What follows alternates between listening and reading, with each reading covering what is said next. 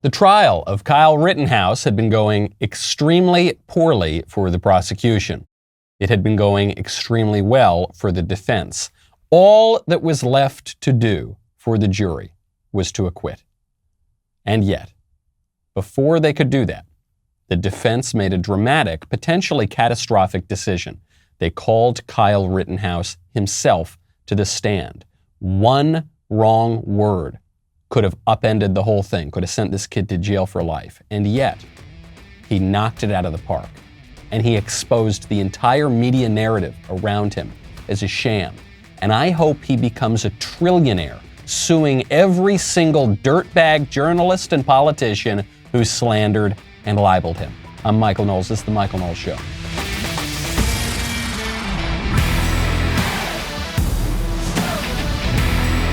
Welcome back to the show. My favorite comment yesterday is from Travis Landers, who says, Twilight Zone theme. Imagine, if you will, a drug so safe you are bribed with fornication to take it. Yes, fornication and cheeseburgers and French fries, all to take the Fauci ouchie because of how safe and effective and desirable it is. That makes sense, doesn't it? I'm not so sure. Things are getting a little wonky in this country, politically, economically. Just look at gas prices. If you want to save money at the pump, you got to check out Get Upside. I'm so happy to bring you an incredible app right now. I don't think we've ever had a more timely advertiser, Get Upside. Our listeners are making up to 25 cents for every gallon of gas every time they fill up. Just download the free Get Upside app in the App Store or Google Play right now. Use promo code Knowles, K-N-O-W-L-E-S. Get a bonus 25 cents per gallon on your first fill up. That's 50 cents cash back. Don't pay full price at the pump anymore. Get cash back using Get Upside. Download the app for free. Use promo code Knowles, K-N-O-W-L-E-S, to get up to 50 cents per gallon cash back on your first tank. Some people who drive a lot are making as much as $200 to $300 a month in cash back, and there's no catch. It gets added right to your bank account. You can cash out through your bank account, PayPal, even an e-gift card to Amazon and other brands.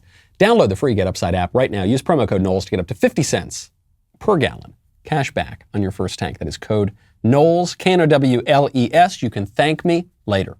I want to correct the record on something here because I'm seeing a line go around the internet and all the commentary around the Kyle Rittenhouse case. And the line is true enough, but I think it implies something that's not true. Everyone's pointing out that the prosecution is incompetent. The prosecuting attorney and the whole case that the state is making is just really weak, and the lawyer who's giving it is really weak. And that's true. He's not a very good prosecutor. But if Kyle Rittenhouse gets off, that's not why he will get off. He will get off because all of the evidence in the case is on his side, and none of the evidence is on the side of the state. You could have the dream team. You could have Johnny Cochran and Alan Dershowitz and, Ken Starr and all the great top lawyers in the country working for the prosecution, working for the state here. They still would not be able to make a convincing case that Kyle Rittenhouse is guilty of what they're accusing him of. So at issue here is the fact that Kyle Rittenhouse shot 3 people, killed 2 of them, 1 of them he didn't kill. Was he the aggressor here? Was this reckless? Was he trying to commit murder? Or was he acting in self-defense? So the prosecutor just tries to nail him on this. Says, did you intend to kill these people? Everybody that you shot at that night, you intended to kill, correct? I didn't intend to kill them. I intended to stop the people who were attacking me. By killing them? I did what I had to do to stop the person who was attacking me. By killing them? 2 of them passed away, but I stopped the threat from attacking me. By using deadly force? I used deadly force. That you knew was going to kill? I didn't know if it was going to kill them, but I used deadly force to stop the threat that was attacking me. You intentionally used deadly force against Joseph Rosenbaum, correct? Yes. You intentionally used deadly force against the man who came and tried to kick you in the face, yes. Correct? You intentionally used deadly force against Anthony Huber, correct? Yes. You intentionally used deadly force against Gage Grosskreutz, correct? Yes. With regard to Joseph Rosenbaum, you fired 4 shots at him, correct? Yes. You intended to kill him, correct? correct? I didn't intend to kill him. I intended to stop the person who was attacking me and trying to steal my gun. This answer is so sophisticated, and I can't tell if the prosecutor is just stupid or if he's playing dumb, but this is an actual important distinction. It's the law of double effect. Okay? The kid, Kyle Rittenhouse, did not set out to kill these people. If he had set out to kill these people, he would have been the aggressor, right? He would have just gone out with his gun and just found a bunch of people to kill. In every case, he only shot at people who were attacking him. And he didn't even kill everyone that he fired at who was attacking him. So you heard the prosecutor say, you were stopping the threat by killing them. But he actually didn't kill everyone. One of the people that he shot at testified during this trial and actually testified that Kyle Rittenhouse was acting in self-defense. So then the prosecution focuses on this guy, Joseph Rosenbaum, who's a kid diddler. He was a child rapist who Kyle Rittenhouse put out of his misery as this guy was attacking him. And they say, you intended to kill this man. And Kyle Rittenhouse says, no, I intended to stop the threat that was coming at me. If, as a consequence of stopping the threat, the person died, well, that's a second effect. That's a secondary effect of my stopping the threat. But let's be very clear here. I wasn't here out for blood just trying to kill everybody. I waited until the last moment, until it was absolutely the threat was coming at me. And in every single case, video evidence, testimony has proven that to be the case. So then the prosecutor, because he's maybe a little thick in the head, or maybe he's just desperate and he's out of options here, he says, well, hold on. Why do you think that the people who were coming at you and attacking you were the threat? You had a gun. Weren't you the threat to them? Can you help me understand, Mr. Rittenhouse, why Gage Grosskreutz, with a pistol in his hand, is a threat to kill you, but you, with an AR-15 pointed at him, is not a threat to kill him at this moment? Can you help me understand that? I've been attacked by several people, and he decided to come and point a gun at my head. Well, first, He hasn't done that yet, has he? No. So again, I ask you, in this moment, you told us Gage Grosskreutz is a threat to you right now. Yes. He's got a pistol not aimed at you. You've got an AR-15 aimed at him. Why is he more of a threat to you than you are to him? Because he was moving at me with a gun in his hand. It's a very simple answer. So the prosecution thinks he's got him on this image, right? The other guy, at least at one moment, doesn't have the gun aimed at Rittenhouse, but Rittenhouse has his gun aimed at the other guy. Why isn't Rittenhouse the threat here? Why is this? Because the other guy is advancing on him. Rittenhouse is in the defensive position. The other guy is in the aggressing position with a gun in his hand. Obviously justifies lethal force for self-defense. The prosecution, not impressive at all. He apparently doesn't even know anything about the guns and keeps asking Rittenhouse, where did you get this fascination with AR-15s from? You picked it out because it looked cool. I thought it looked cool. Guess that's the reason, yes. It resembled the types of weapons that are used in first-person shooter video games, correct?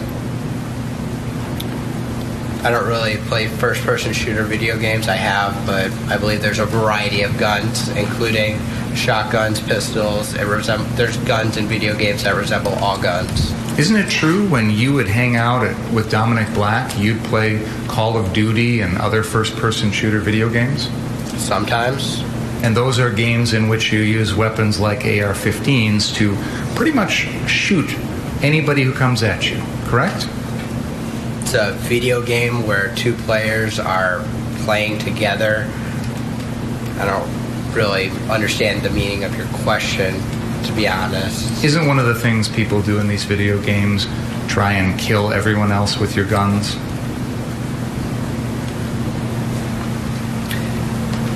Yeah, in the video game, it's just a video game. It's not real life. Isn't it true, Mr. Rittenhouse, that you and your friends used to play cowboys and Indians? Yeah, didn't you? Mr. Rittenhouse, I would like to introduce Exhibit A, a cap gun that Mr. Rittenhouse was given for his 10th birthday. And when you played Cowboys and Indians, Mr. Rittenhouse, didn't you point the guns at each other and go bang, bang, bang? The prosecution rests its case, Your Honor. This boy played games as a child. Rest my... And isn't it true, Mr. Rittenhouse, that a cap gun, like an AR-15, is a type of gun? It looks like a gun? Yeah, that's it. By the way, that's the best they had. That's the best case the prosecution made, as far as I'm concerned, all trial, is that Kyle Rittenhouse played video games sometimes. This is why it was so impressive that they brought Rittenhouse to the stand. They didn't need to. It was a big gamble. And I'm beginning to think the reason they did that is not to gain any advantage legally. I think legally speaking, they had everything to lose and nothing to gain. But I think this went further than that. I think this was about a kid who was trying to clear his name, who was trying to focus not just on the court of law here, but the court of public opinion, where the media had just been absolutely slandering him, libeling him, smearing him for months and months and months. And this kid was confident enough and had the evidence and the truth on his side that he went up there. When you want to protect yourself, I would recommend you check out LifeLock. These days, some surveillance apps known as stalkerware can collect information from you while avoiding detection by pretending to be something else. Stalkerware silently sits in the background, collecting data, doing things like recording calls and keystrokes and stealing your photos and sending the info it gathers to whomever is spying on you. It's important to understand how cybercrime and identity theft are affecting our lives. Every day, we put our information at risk on the internet. In an instant, a cybercriminal could steal what's yours, sometimes even harm your finances, your credit, your reputation. Good thing there's LifeLock. LifeLock helps detect a wide range of identity threats, like your social security number for sale on the dark web. If they detect your information has potentially been compromised, they will send you an alert. No one can prevent all identity theft or monitor all transactions at all businesses, but you can help protect what's yours with LifeLock by Norton. Join now, save up to 25% off your first year by going to lifelock.com/Knowles, K-N-O-W-L-E-S, lifelock.com/Knowles, K-N-O-W-L-E-S, for 25% off. The judge in the Rittenhouse trial, at a certain point, had just had it with the prosecution and reamed the prosecution on multiple occasions. I was astonished when you began your examination by commenting on the defendant's post-arrest silence. That's basic law. It's been basic law in this country for 40 years, 50 years. I have no idea why you would do something like that. And it gives, I'll leave it at that. So I don't know what you're up to. The problem is, this is a grave constitutional violation for you to talk about the defendant's silence. And that is, and you're right. You're right on the borderline, and you may be over, but it better stop. So the prosecution, because he had nothing else, said, "Hey, how come Kyle? How come he exercised his right to remain silent? You know, his constitutional right. You know, the Miranda rights that you are read when you're arrested. The fact that he exercised those, huh?" It probably means he's guilty, right? This is, as the judge says, a grave constitutional violation. You would learn this, forget about law school, you would learn this in undergraduate pre-law classes. And yet this prosecutor seems to have forgotten it. The most dramatic moment of the whole testimony, which is really getting the most play right now, is where Kyle Rittenhouse, he's recalling the events, and he breaks down and he starts crying. Once I take that step back, I look over my shoulder, and Mr. Rosenbaum was now running from my right side, and I was cornered from in front of me with Mr. Zeminski, and there were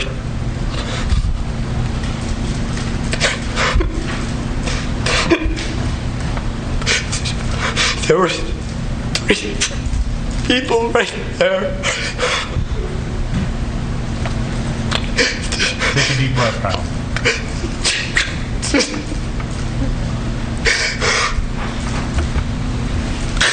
That's what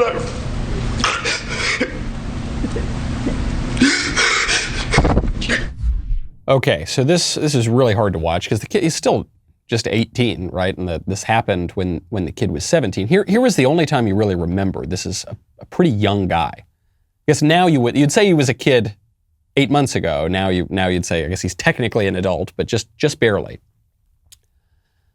The left is accusing him of crocodile tears, of faking it, of going up there to fake it to try to gin up sympathy. And they're saying that actually, if you look, he's not even really crying. There aren't any tears coming down. So, it's all, he's just a big faker. I think they're missing the point here. I don't think that Kyle Rittenhouse is crying because he did something wrong. That's the whole point of the defense, is he didn't do anything wrong. Every single shot that Kyle Rittenhouse took was a good shot, was a justified shot. They didn't even really go astray. They weren't excessive. Right? He was waiting until the threat was there. So I don't think he's crying because he regrets anything he did. He didn't do anything wrong, according to all the evidence we've seen. He's crying because of the trauma of this. He's crying because he's got post-traumatic stress. Right? Wouldn't you? Wouldn't you? As an adult, let's say you were an adult with much more life experience, perhaps with much more firearms training. If you had to live through this, if you were being chased down by pedophile rapists and criminals and thug Antifa rioters, and you, in this moment where your life is being threatened, and you take these shots and you end up killing a couple of people and injuring another person, you're on trial and you're smeared as a terrorist and white supremacist, don't you think reliving that moment, you might have a little bit of a reaction? He didn't have an emotional, regretful lamentation type of outburst. He had a panic attack up there. To me, the read on, first of all, I think his testimony was so articulate, it was so tight, and the prosecution had nothing on him that I think he did an incredible job.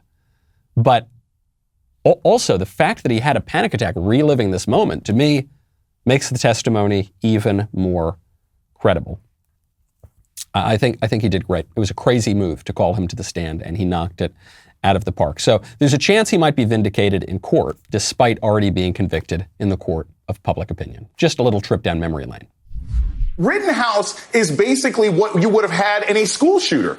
He's a 17-year-old kid. He shouldn't have had a gun. He crossed state lines to supposedly protect property. No, he was going out to shoot people. Kyle Rittenhouse, the 17-year-old vigilante. Kyle Rittenhouse, the vigilante. Kyle Rittenhouse, the armed teenage vigilante. A 17-year-old vigilante, arguably a domestic terrorist, picked up a rifle, drove to a different state to shoot people. Kyle Rittenhouse, a guy who's deeply racist, went with weapons to a Black Lives Matter protest looking to get in trouble. He did. He murdered a couple of people. Rittenhouse, the 17-year-old kid, just running around, shooting and killing protesters. You see the 17-year-old who was radicalized by Trumpism, took his AR-15 to Kenosha and became a killer. A white, Trump-supporting, MAGA-loving, Blue Lives Matter social media partisan, 17 years old, picks up a gun, drives from one state to another with the intent to shoot people.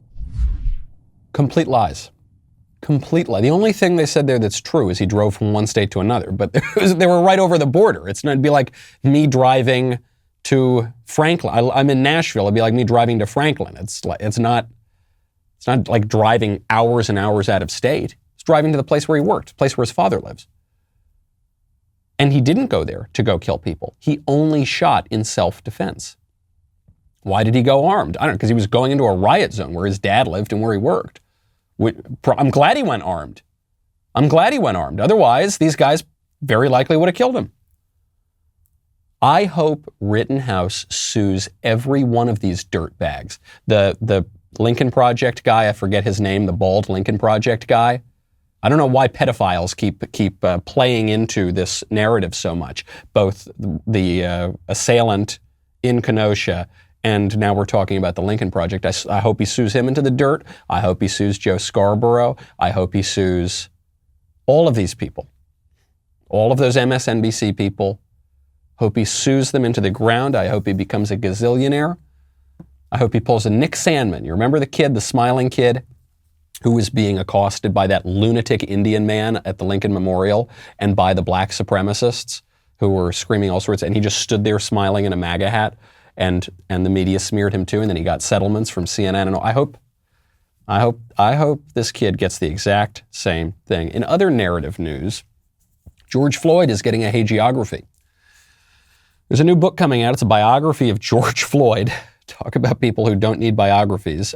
He's getting a biography published May 17th, 2022.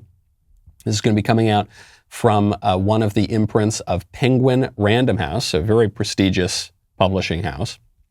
Here's the press release, quote, "The biography of George Floyd shows the athletic young boy raised in the projects of Houston's 3rd Ward who would become a father, a partner, a friend, and a man constantly in search of a better life." Oh yeah, is that so? In retracing Floyd's story, Samuels and Olo Ranipa, these are 2 Washington Post reporters, bring to light the determination Floyd carried as he faced the relentless struggle to survive as a black man in America. Now, I'm going to translate that from the delusional fantasy of Penguin Random House into reality. George Floyd was a career criminal who robbed a pregnant woman at gunpoint and never turned his life around ever. And in his final moments was only killed because he was resisting arrest and committing a crime at his very last moments, and was super duper high on drugs, had taken a lethal dose of drugs. Never ever once improved his life, and was, for his entire career, a menace to society. And did not have a constant struggle to survive as a black man in America. Made very, very bad choices. I think that book would be a lot more honest if you wrote that about, but I don't think that one would get published. I think instead you have this fantasy, what this is about. Obviously, this has nothing to do with George Floyd, the book that they're publishing. It has to do with the narrative. White people bad, black people good. Really easy for white people to live, very hard for black people to live. George Floyd, saint, martyr, a hero, a demigod. Even if that story is false, it gets to a greater truth. Here's the narrative. Kyle Rittenhouse, evil white supremacist terrorist. All the pedophile, rapist, career criminal rioters who were chasing him are good, wonderful, saintly, anti-racist protesters. And even if the reality isn't that, even if that narrative is a lie, it gets to a greater truth. What it gets to is a fantasy, but it's a fantasy with a lot of institutional backing. You gotta fight really hard to get those wins. You gotta take the wins where you can get them. One win you can get is refinancing your home. I recommend you check out American Financing. There is still time to make a positive impact on your budget before year end, as mortgage rates remain near money-saving lows. Now you might be thinking, why? My mortgage, it's fine as it is. Well, what you should be asking is, how can my mortgage work for me? And that answer can be found at American Financing, America's home for home loans. They don't pressure you. Instead, their salary-based mortgage consultants get to know you so they can lead you to greater overall savings. It could be a shorter loan term or consolidating debt, because there is more to a refinance than just a lower rate. And it's the reason why they save customers up to $1,000 per month. So why not see what they can do for you? Right now, call 800-685-5696. That is 800-685-5696. Or visit AmericanFinancing.net. NMLS 182334, NMLSConsumerAccess.org. As I think we've mentioned on this show before, we got to fight for our basic rights here. The Biden administration is pushing a vaccine mandate. The Daily Wire is not backing down. We filed a lawsuit against this unconstitutional mandate a week ago today. We're already seeing results. The Fifth Circuit Court of Appeals has issued a temporary stay preventing the Biden mandate from going into effect, citing, quote, grave statutory and constitutional issues. This does not mean the battle is over. Rather, it means that the battle has just begun. This is urgent. This is a very, very time-sensitive matter. Your medical freedom depends on it. If you want to support the fight to make your personal medical decisions without interference from your government or from your employers, for that matter, sign our petition against Biden's mandate. Hundreds of thousands of Americans have already signed the petition in just a few days, but we need many more people to stand with us to reach our goal. Head on over to dailywire.com/do-not-comply to sign the petition today. We'll be right back with a lot more.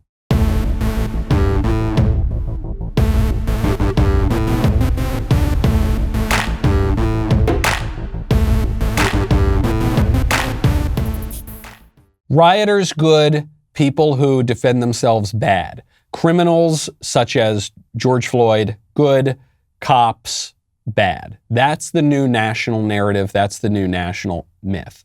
So how does this play out in real life?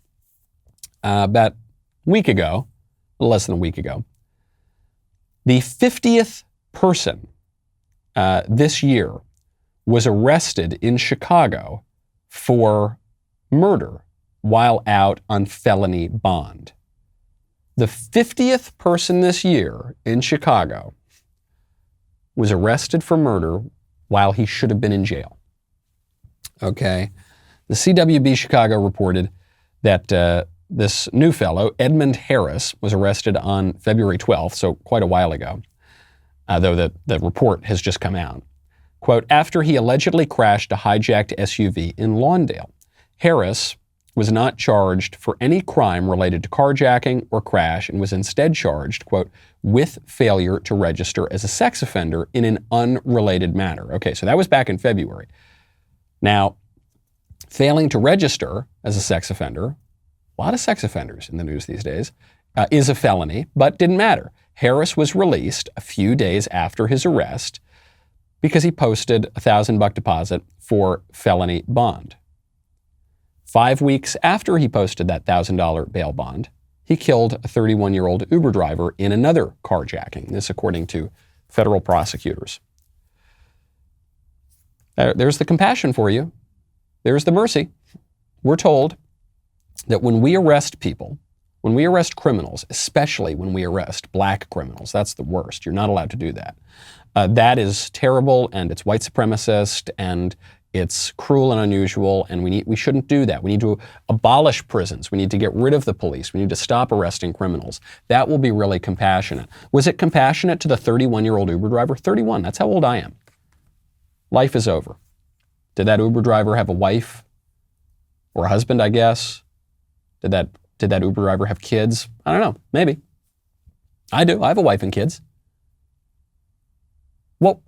What would the compassion be there if, for my wife and my son, if some thug criminal who should be behind bars paying his debt to society had just been released because, hey, it's because of the color of his skin, because we want to go easy on criminals, for whatever reason, and then he goes out and killed me, or killed you, or killed someone, 31 years old. There's the compassion. The libs want to do this. They want to set up specifically a racial caste system here where black people of color is the broad term, get preferential treatment. And they're trying to conflate issues of race and the criminal justice system because there are a lot of people of color in prison, because people of color are overrepresented, to use the popular term, in crime statistics. And so they say, well, that's why, as a racial matter, we've got to abolish prisons or whatever. They want to do this, and the Republicans are buying into it. This is what's so upsetting to me. I mean, it's really awful news in Chicago. They got to turn this around. I think that the more just, compassionate thing to do would be to lock up the criminals and keep them from harming other people. But you notice that Republicans have adopted this thing too. Donald Trump did it. It was one of his signature achievements. The First Step Act, also known as the jailbreak bill. I love Trump. I voted for him the first time. He did some stuff that I didn't like. I still voted for him the second time because he did a lot of things that I think were really good and really courageous and took a lot of guts. But this is something Republicans just have lost their minds over.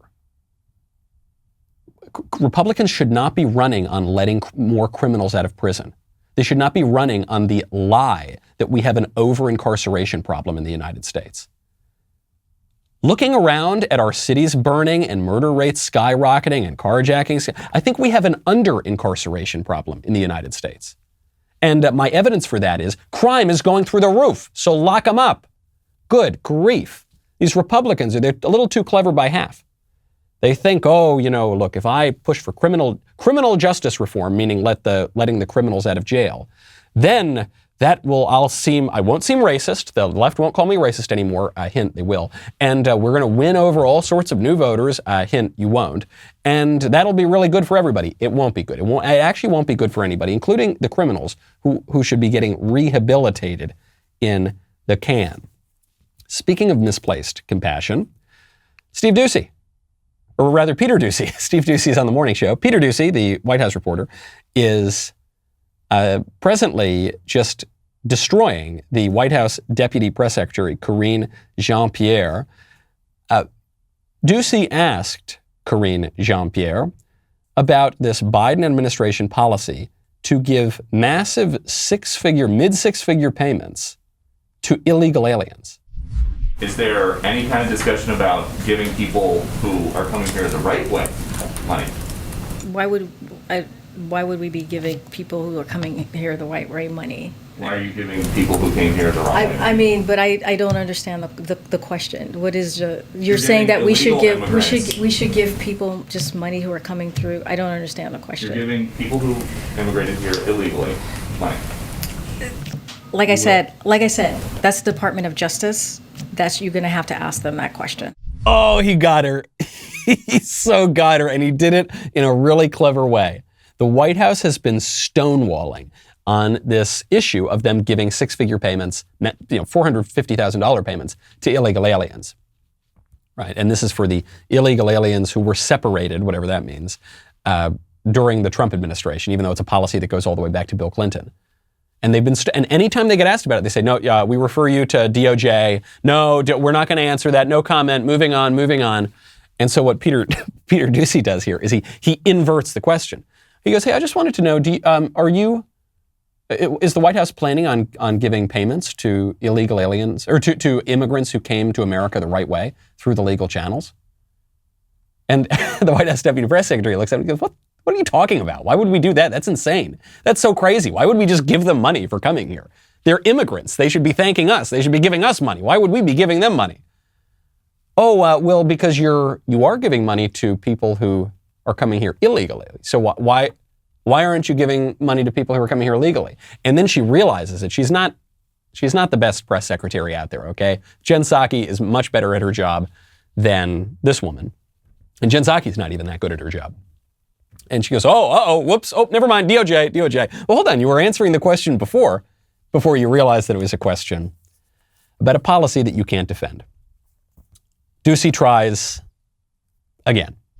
Now that the president is on the record as of Saturday supporting compensation for illegal immigrants who are separated from family at the border, who counts as separated? If somebody was just separated for a few hours or a few days, would they be eligible to settle a suit and get this payment from DOJ? So, Peter, I will direct you to the Department of Justice for any specifics on that. You've asked us this question, we have answered it, and I will refer you to the Department of Justice on any specifics. If you've answered it, then just answer it again. If it's such a simple answer, well, give us the answer again. Oh, you can't, because you haven't answered it, because there is no answer. And Doocy brings up a good point here, too. What if you were separated for an hour? You come into the country illegally. You're caught, you're being processed. And for an hour, you're separated from your kid, and the kid is at HHS, and you're being processed by law enforcement. The kid's not going to be processed by law enforcement. What about that? And then you're back together. Are you entitled to almost $500,000? Just a question to my listeners out there. I'm sure some of you are pretty well heeled, but I would say most people don't have just $500,000 lying around. Could you use that money? Do you think it would be nice if the government gave you $500,000? Maybe you need to go move down to Guatemala and then, walk up, hitch a ride, and then swim across the Rio Grande. So that's an easier way to make $500,000 than most people. Most people are not going to have $500,000 in their bank account at any point in their lives. Indefensible.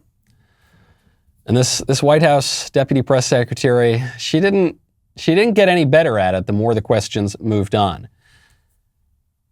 She was asked a simple question. What are you guys doing about the rising gas prices? In California, in some places, gas is up to around $7 a gallon. In the United States, that is insane. I mean, that is some unprecedented gas pricing. And they said, what are you guys doing about that? I think that's going to be the subject of my next blank book. What options besides tapping the Strategic Petroleum Reserve does the president have to counteract higher gas prices? So, I've talked about this a couple of times. We don't have an announcement yet on anything to share at this time.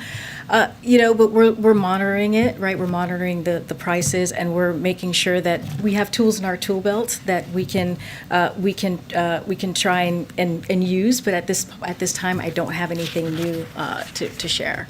What else are you reviewing? Because Secretary Granholm has confirmed that is an option that's on the table, and the president has said there are other tools that he could potentially use. So could you just lay out what those other options are that he's considering? So I don't have anything specific here. The president spoke to this recently, but he's also asked FTC to crack down on illegal pricing, right? That is one thing that he did on gouging in the market, and the FTC is responding. But also we're going to continue to monitor the situation and have a number of tools in our arsenal, as I just mentioned. I don't have anything specific. How do you not have an answer to that question? I'm not saying, how do you not have an answer to the gas prices? Obviously, the Biden administration is not nearly competent enough to have that answer. But how do you, as the press secretary, not show up prepared for that question? Right, the story here to me is not just that this woman's bad at her job, because Jen Psaki's not that good at it either. Remember, she keeps circling back all the time. It's not even about the gas prices or the illegal alien payments. It's a story about the media, as it very often is. Kayleigh McEnany, our wonderful former press secretary, made all of our hearts go pitter-patter. She was so great at that job. She would show up with a binder that was like 6 inches thick with all these little annotations, and any question you had for her, she'd open up the binder and have an answer. Kayleigh, what should I have for breakfast on Tuesday? Well, thank you, great question. You should have an egg with some sausage and bacon and a muffin. And what? I don't know, because it's in my binder, because she had such details here. This is a basic question. Hey, what are you guys doing about gas? So we have we totally have tools in our arsenal. We totally have an answer to that, but we're just not going to tell you. But we have it. I totally have a boyfriend, but he lives in Canada. But he's totally real, but I can't tell you anything about him, and there's no evidence that it's real. And the media don't care. They think that they're walking, and Jen Psaki, especially in the early days of her tenure, would just walk into the press briefing room without any preparation, because she just assumed she wasn't going to get tough questions. And the Republicans are always going to get extremely tough, usually unfair questions. And so they're just simply better prepared. And speaking of transportation, news now that the vaccine mandate from the Biden administration could take out 37% of truckers during the holiday shopping season.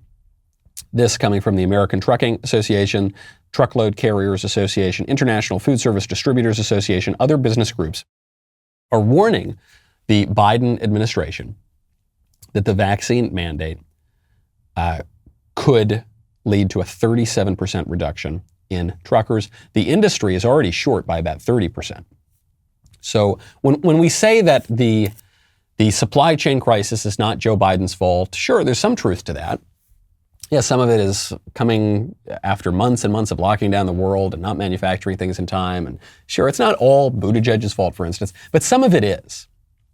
Some of it is. And in the future, a lot more of it is going to be directly attributable to Joe Biden. That's smart, right? In the middle of a supply chain crisis, as you've got the biggest shopping season of the year coming up, make sure that we put almost 40% of truckers out of business. Not just the truckers. Right now, at least 28 firehouses in New York City are out of service because of the vaccine mandate. 28 FDNY firehouses. I'm sure this will be a great relief when your house is on fire in Queens, and you call up the fire department And you say, help, my house is on fire. Oh my gosh, I can't get my children out and I'm burning up in here. And they'll say, well, ma'am, we don't have any fire trucks to send you and no firemen to come rescue you. But don't worry, you won't catch COVID.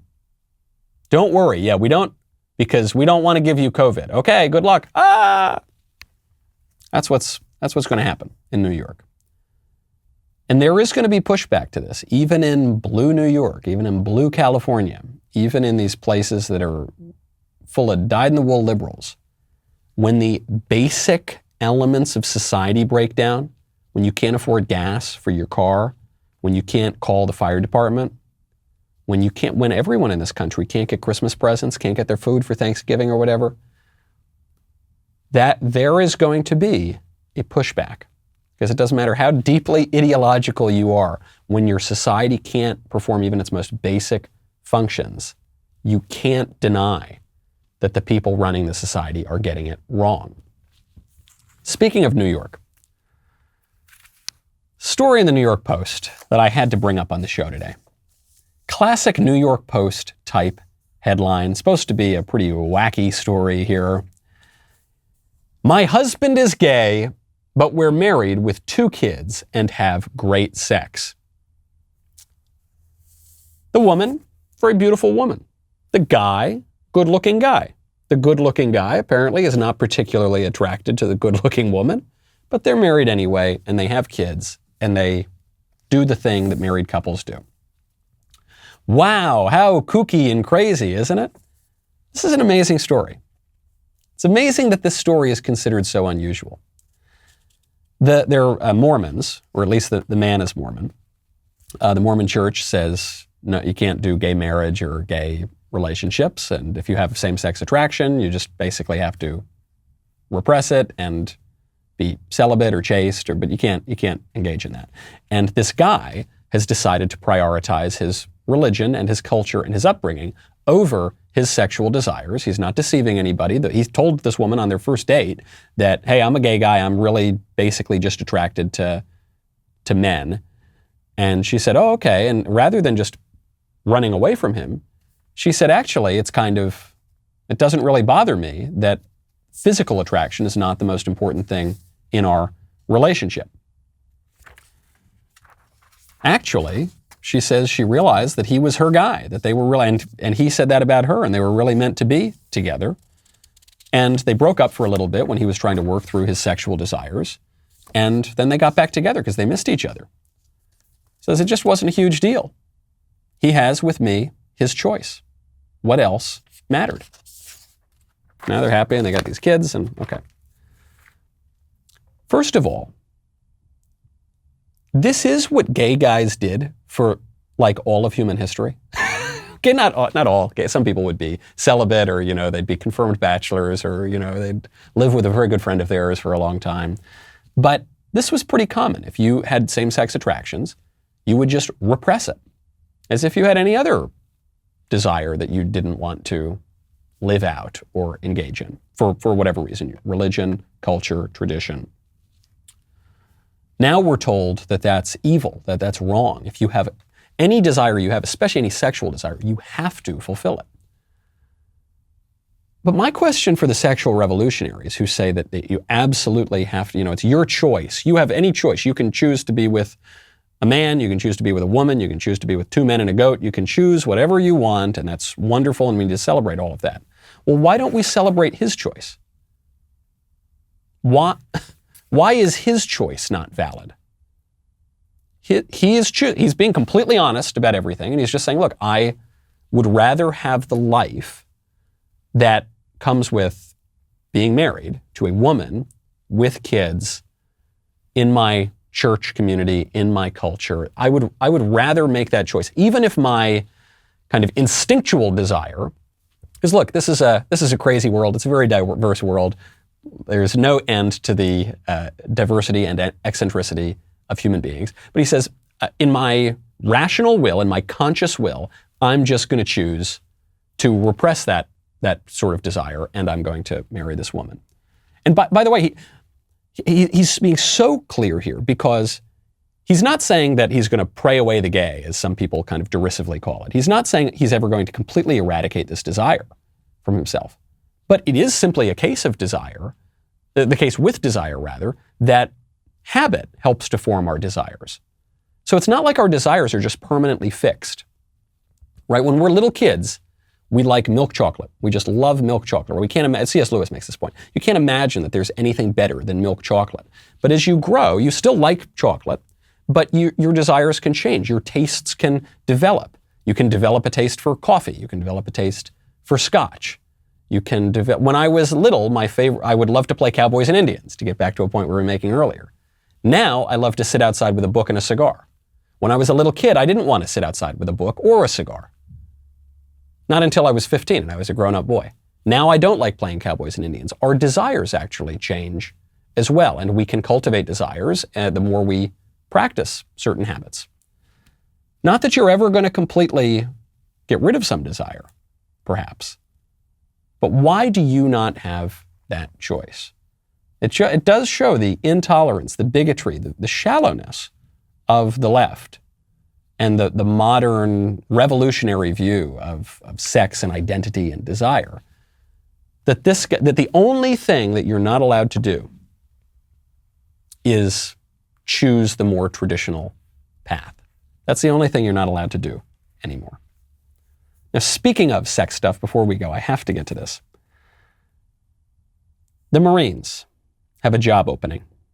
Okay, now that's a tough job, working for the Marines, when you enlist, even if you become an officer, it's a tough job, involves a lot of sacrifice, but you're serving your country. Well, no, there's actually a pretty cushy job in the Marines right now. A diversity, equity, and inclusion advisor. The Diversity, Equity, Inclusion Advisor for the United States Marine Corps, stationed at Quantico, Virginia, starts at $144,128 a year. Nice work if you can get it. People are really shocked and horrified that the Marines have a Diversity, Equity, and Inclusion Advisor. But look, the Marines always had a chaplain.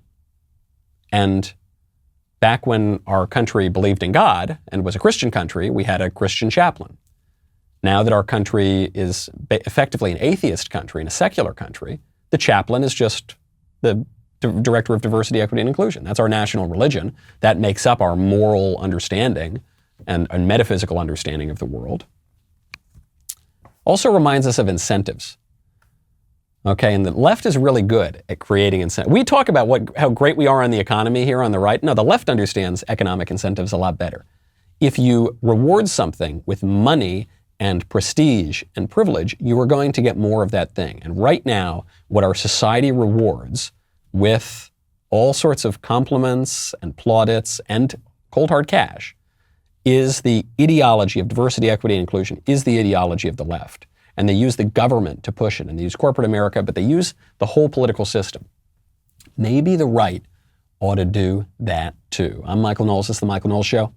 See you tomorrow.